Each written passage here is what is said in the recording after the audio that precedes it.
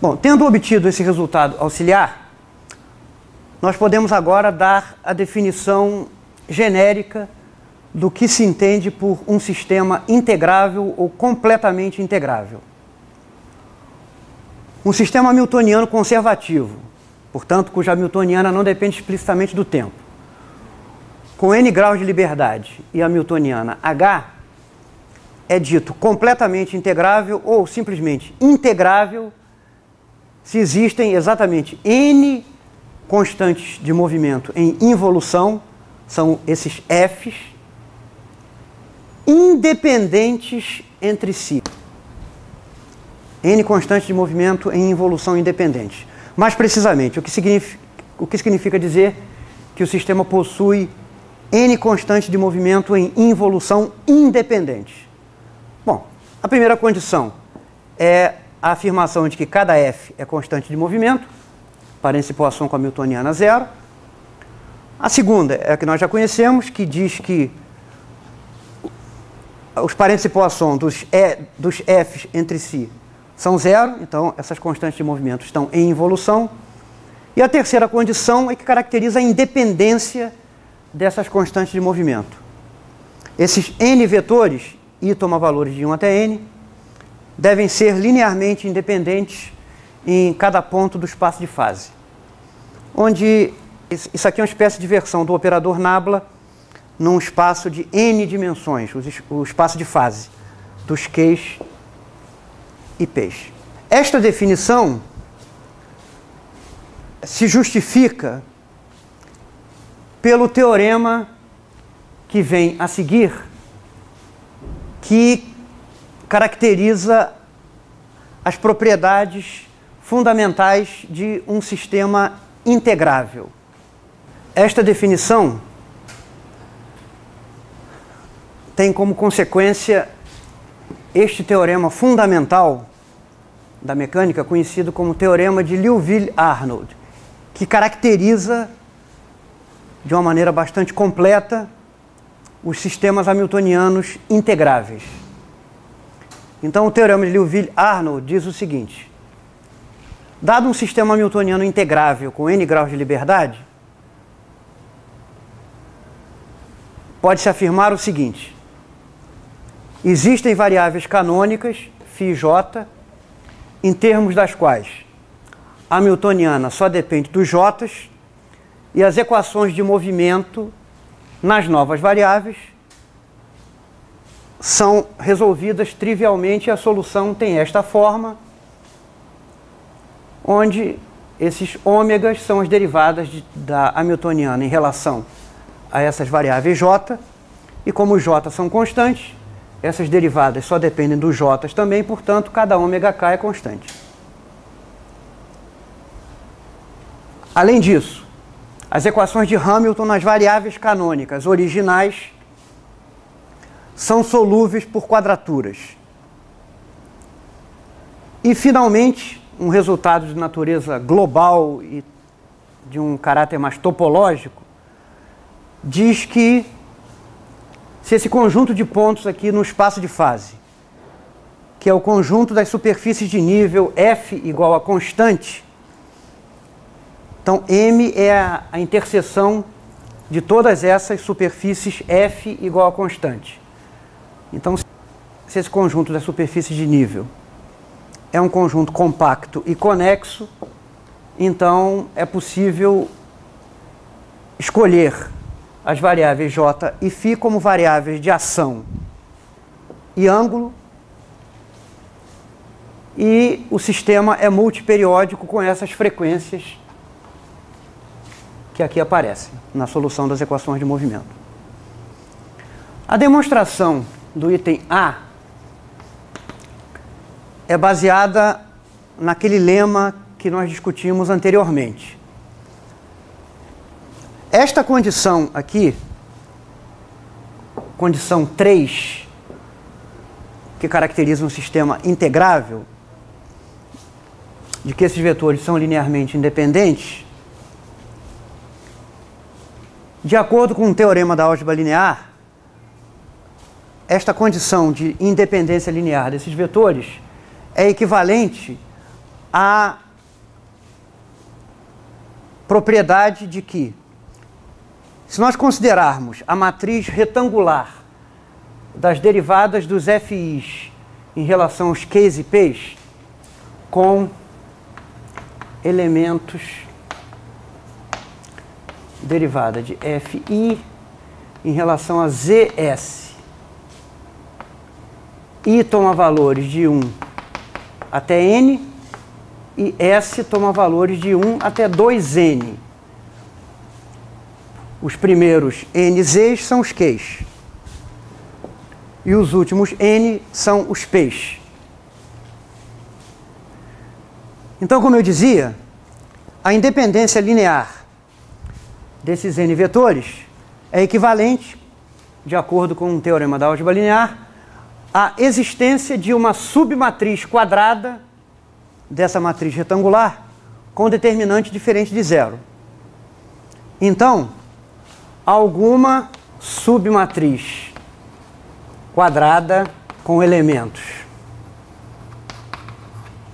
Os mesmos elementos, derivada de Fi em relação a Zs, só que agora S toma apenas N valores no conjunto 1, 2 até 2N. Alguma submatriz quadrada com S tomando valores nesse intervalo tem determinante diferente de zero.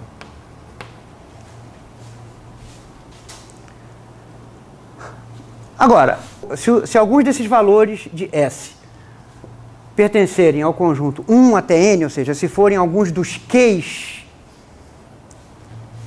nós sempre podemos fazer uma transformação canônica que substitui um dado Q pelo seu momento conjugado. Nós vimos que existe uma transformação canônica que faz um intercâmbio entre Qs e Ps.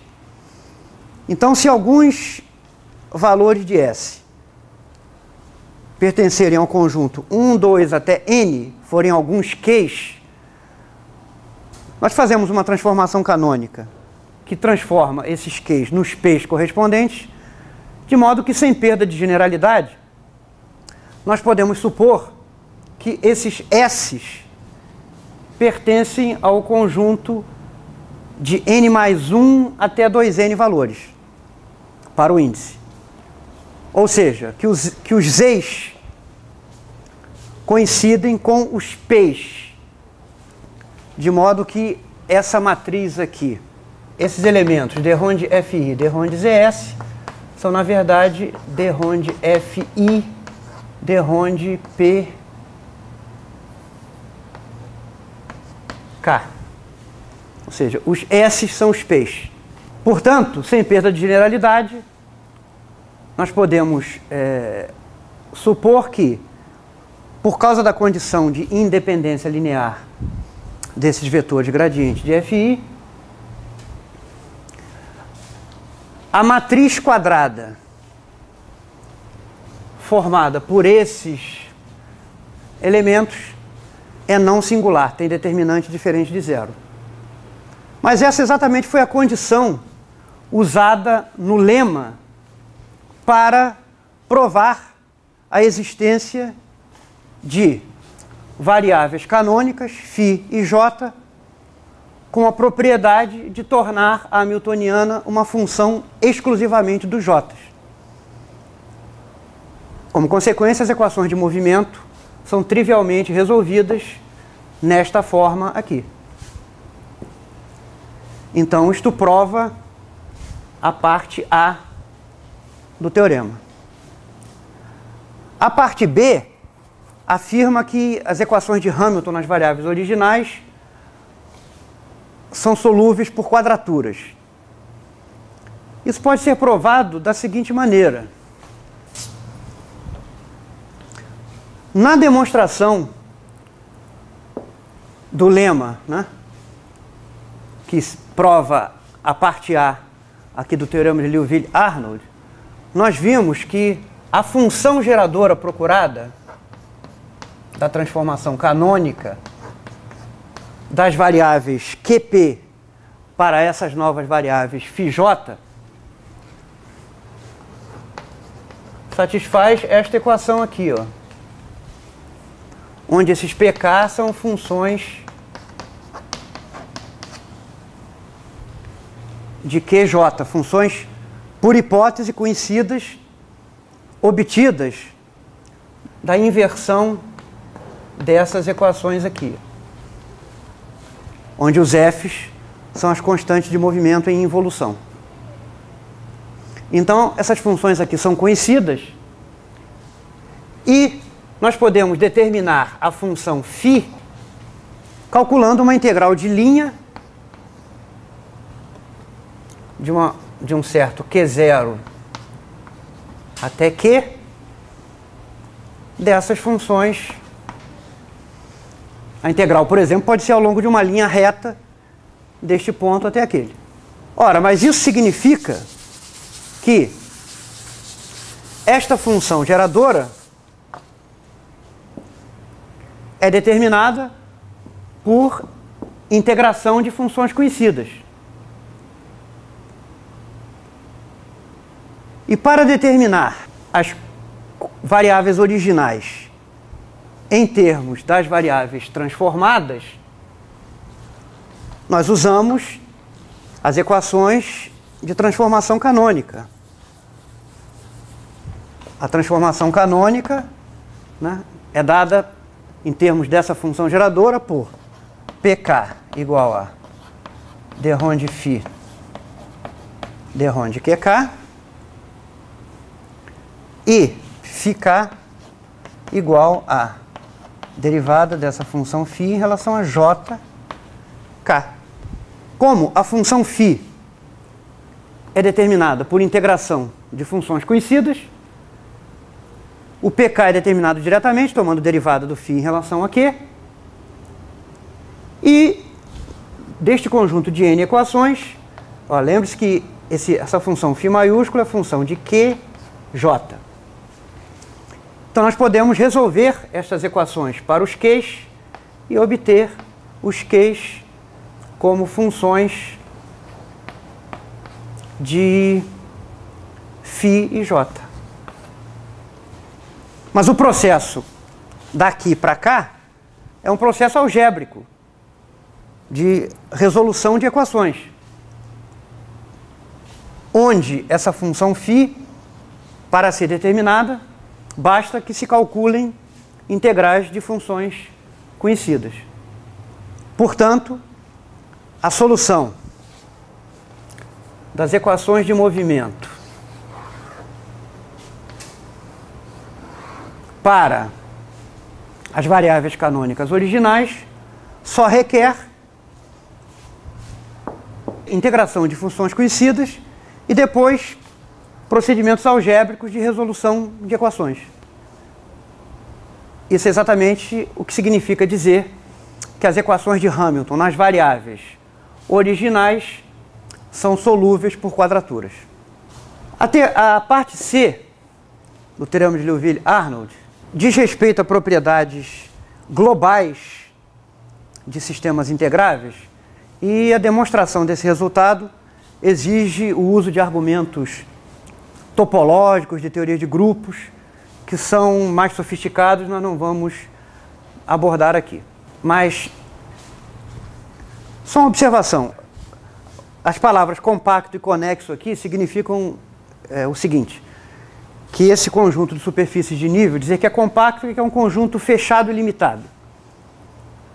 E dizer que é conexo é que ele não é formado por dois pedaços disjuntos, sem interseção.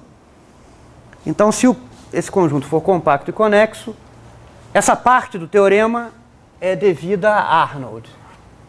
As duas primeiras partes já haviam sido provadas por Liouville no século XIX. E Arnold, no século XX, na segunda metade do século XX, deu essa contribuição adicional com esse item C para esse teorema fundamental da mecânica.